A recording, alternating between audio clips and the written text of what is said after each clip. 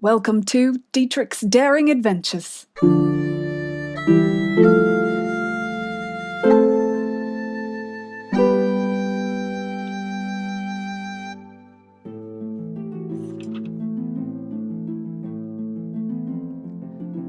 I finally have a minute to myself. The last couple of hours have been, well, something else. You wouldn't believe me if I told you, but I punched the head right off a walking skeleton. They deserved it, though. They hurt my friends. Well, more than hurt. And they did it all for a bangle in Mr. Tyrious's room. I suppose it wasn't just any old bangle. The whole thing really seemed to shake later.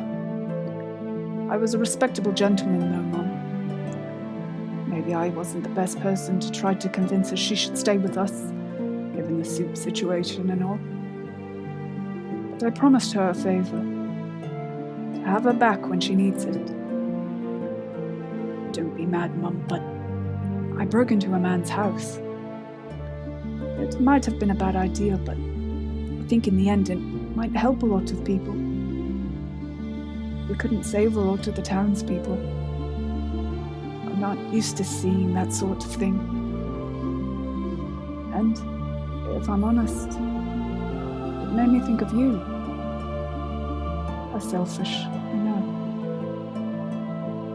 You want me to remember your life. Not when you were sick. Or to think of you in the face of others' tragedies. But I miss you, Mum. My new friend Greya is wonderful at helping people. And Keladir really seemed unfazed by everything.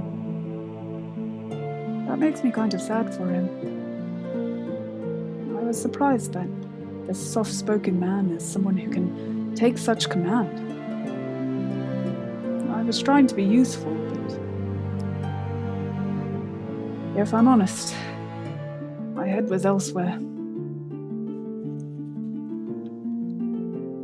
I guess I didn't really explain myself when I said I broke into a man's house. Well, you see, Mr. Reinhardt is the mayor of Port Victor and has been missing. Not an uncommon thing, apparently. But with this town being attacked, we thought maybe he might be in trouble too. I didn't snoop through his stuff, but Rune found some letters that talked about the Bengals and these names. Captains? Their names sound familiar, like something you might have read from a story to me one time. But the next part I don't remember at all. You probably kept out the scary bits.